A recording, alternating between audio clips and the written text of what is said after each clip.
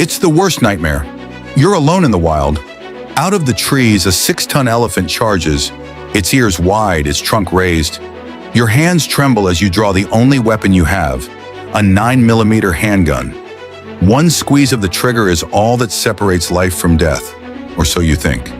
But what if that shot means nothing? What if the bullet that saves lives every day in the city has no more effect than a pebble against a boulder out here?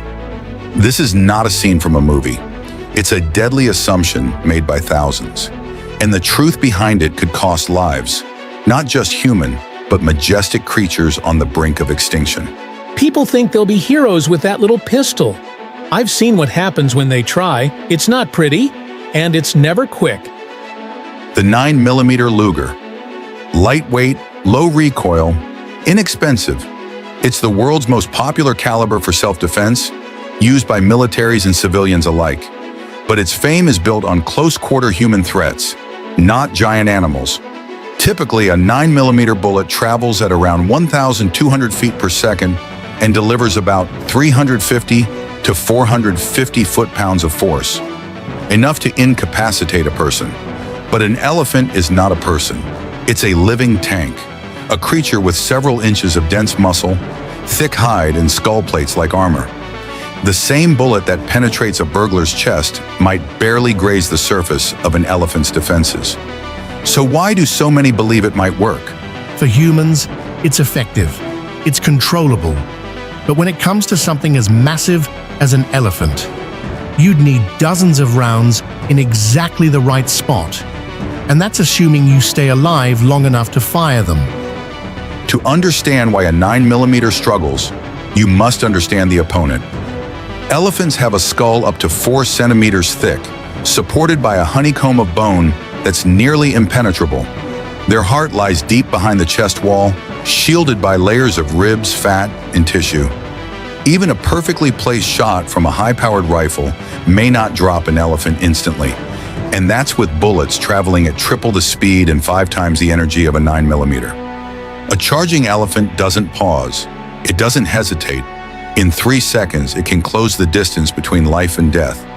And a 9mm simply doesn't have the stopping power to halt it in its tracks. This bone can stop a low-caliber bullet like it's nothing, even from the side. There's no real shot to the brain or heart with a handgun like that. In 2018, a man hiking in Zimbabwe carried a standard 9mm pistol for protection. He was charged by a bull elephant. He emptied his magazine, 15 shots, into the animal's chest. Not one penetrated deep enough to reach a vital organ. The elephant trampled him to death. This wasn't an isolated case. Rangers and poachers alike have learned the hard way. When the stakes are highest, the 9mm often fails to deliver. These aren't theoretical tests. They're grim realities that repeat year after year. I lost a friend who thought his 9mm could do the job. The elephant didn't even flinch. If you're not carrying a big game caliber, you're better off not provoking one at all. Stopping power isn't about how many bullets you have. It's about how much energy each one delivers. A 9mm is built for accuracy and ease, not for penetration through bone and muscle. In contrast, big game rifles, like the .375 H&H Magnum, deliver over 4,000 foot-pounds of force, more than 10 times the energy of a 9mm. They're designed to penetrate an elephant's skull or heart with a single, well-placed shot. A 9mm might barely break the skin. Physics doesn't lie, and in nature, physics decides who walks away. You don't need to be a physicist to see it. The 9mm pokes a hole. The .375 H&H blows a tunnel.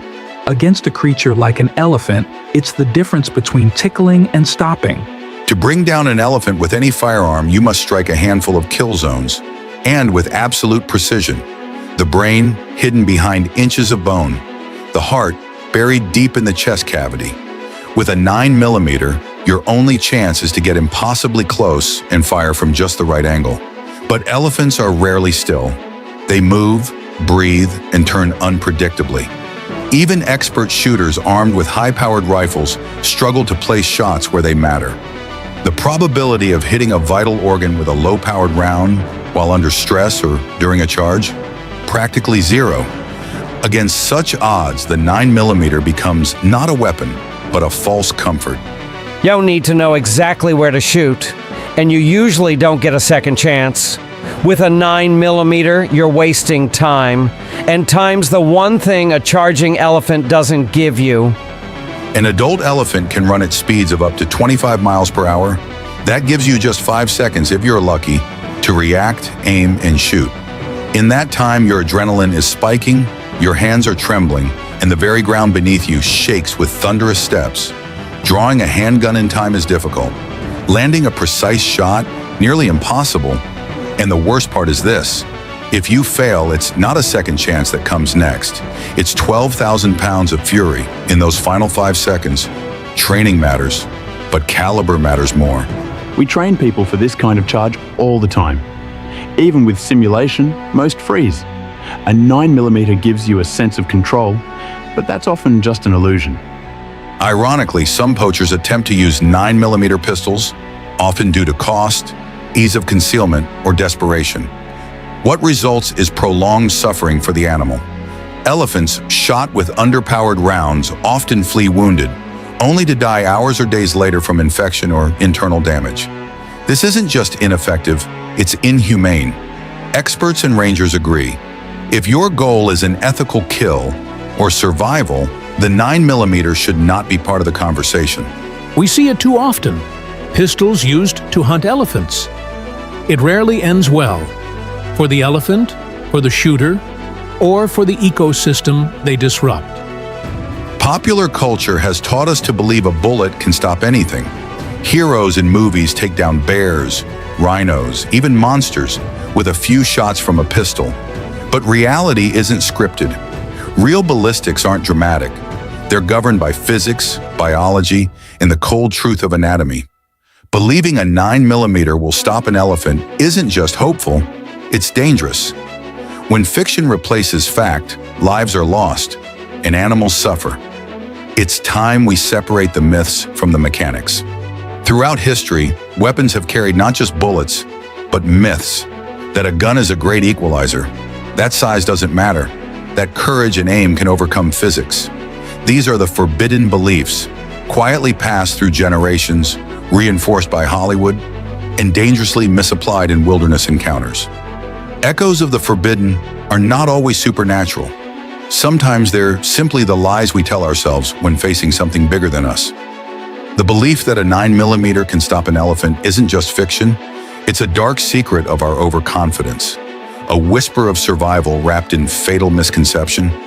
So, can a 9mm pistol stop an elephant? The answer is as much about ethics as it is about physics. You might get lucky, you might hit a vital organ, you might survive, but the odds are long, the consequences severe, and the price often blood. The 9mm is designed for personal defense, for close-range threats of human scale. Against an elephant, it becomes a symbol, a reminder that technology cannot replace wisdom, that fear cannot replace planning. In the end, perhaps the most dangerous thing you carry isn't the gun. It's the belief that the smallest shot can stop the largest danger. The content presented in this video is based on publicly available information, including historical documents, declassified reports, and verified sources. The images and graphics shown are AI-generated and created for illustrative purposes only. While every effort has been made to ensure accuracy, this documentary does not claim to be a comprehensive or definitive account. The views expressed are for informational purposes only and do not necessarily reflect the opinions of the producers. This video is not sponsored or endorsed by any organization or individual associated with the events or topics discussed. All copyrights and trademarks belong to their respective owners.